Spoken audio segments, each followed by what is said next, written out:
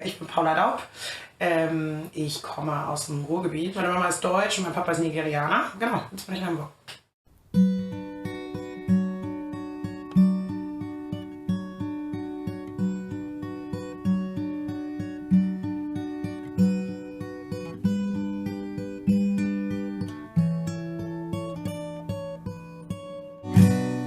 Ich muss sagen, dass mir das, ich glaube, bis ich vielleicht 9, 10 war, überhaupt gar nicht richtig aufgefallen ist. Eine Freundin von mir hat letztens noch so ein ganz nettes Zitat gesagt, weil sie sagte, mir ist nie aufgefallen, dass du anders bist. Und mir ist das aber natürlich vorher schon aufgefallen. Gerade weil meine Freundinnen alle blonde, lange Haare hatten. Ich mit meinem Afro-Kraus wollte das natürlich überhaupt nicht haben. Man fühlt sich dann doch immer ein bisschen anders und muss erst mal lernen, ein bisschen damit umzugehen. Ich liebe meine Haare, also mittlerweile. Ich habe lange gebraucht, damit umzugehen, und jetzt bin ich aber eigentlich relativ entspannt. Dadurch, dass ich in Deutschland geboren bin und auch relativ deutsch erzogen wurde, als Deutscher. Vielleicht Organisation und Struktur. Auch wenn ich immer zu spät komme, brauche ich natürlich trotzdem. Ich brauche so dieses Streben nach Sicherheit, also das habe ich selber. Das ist auf jeden Fall ein Ding, das haben die Nigerianer überhaupt nicht. Also Deutsche, sagt man ja, sind zielstrebig, sind sehr organisiert, sind sehr strukturiert, und es muss alles so laufen, wie es ist. Und wenn das mal nicht so funktioniert, dann flippen alle aus. Auf der anderen Seite ist es in Nigeria so, es gibt immer einen Plan B und es gibt immer einen Plan C. Und wenn der nicht geht, dann gibt es auch noch einen D, E, F. Und das funktioniert auch immer.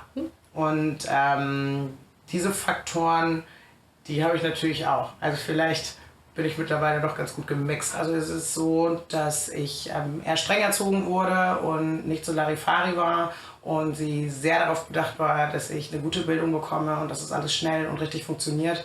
Ich würde mal sagen, dadurch, dass meine Mama natürlich gerne und viel in Afrika gewesen ist, hat sie natürlich gewisse Einflüsse mitgebracht. Diese Lockerheit und so weiter und so fort. Die sind einfach alle entspannt. Die sind sehr, sehr freundlich und zuvorkommend. Ich glaube, dass ich ziemlich viele Sachen von meinem Vater übernommen habe, weil der einfach ein lockerer Typ war, immer ziemlich lässig und sich und das Leben vielleicht nicht ganz so ernst genommen hat. Das sind auf jeden Fall Dinge, die ich mit so auch in mein Leben integriert habe. Ich komme immer zu spät. Vielleicht sowas noch, aber sonst das Wertschätzen der Person um sich rum. Auf der negativen Seite immer, it's all about the money, immer. Die sind natürlich alle sehr, sehr darauf bedacht, sehr schnell, sehr reich zu werden. Das ist meiner Meinung nach ganz schön tief in alle verankert. Meine Stiefschwester, die hat mir ganz gut dabei geholfen, die hat immer so ein bisschen versucht zu sagen, dass was ist schon normal. Dass ich angefangen habe, solche Sachen hinterfragen zu können. Natürlich auch so meine Herkunft so ein bisschen zu studieren. Wo liegt das Land überhaupt? Was gibt es denn da Tolles? Was gibt es in Deutschland nicht? Keine Ahnung, ob es um Löwen, Elefanten oder was auch immer geht. Dass man sich eben auf solche positiven Kleinigkeiten, wenn man jetzt zurückblickt, irgendwie stürzt. Und dass man einfach offen darüber sprechen kann. Also ich bin sehr, sehr hell. Ich muss sagen, da wurde ich, glaube ich, noch mehr angeguckt als in Deutschland.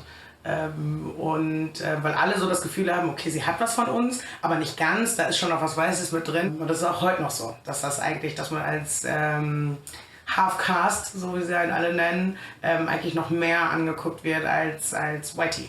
Wie gesagt, also man steht überall immer ein bisschen zwischen den Kulturen.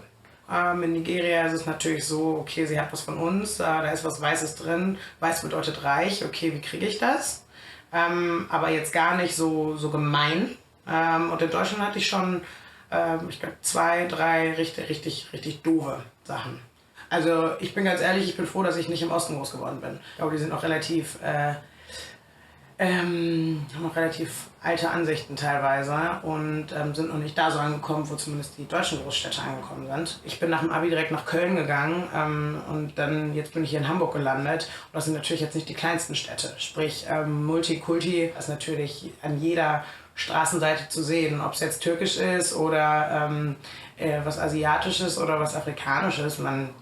Das ist eigentlich total egal. Und wenn man nicht mehr irgendwie komisch angeguckt wird, sondern weil das einfach so dazugehört, dann hört man wahrscheinlich auch auf, Dinge zu hinterfragen.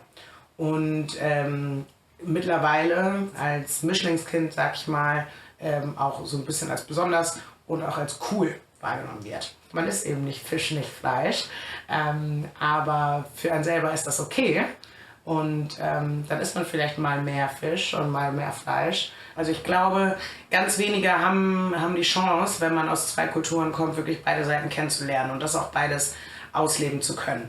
Und ich glaube, dann fehlt einem immer ein Teil und man findet sich nicht ganz.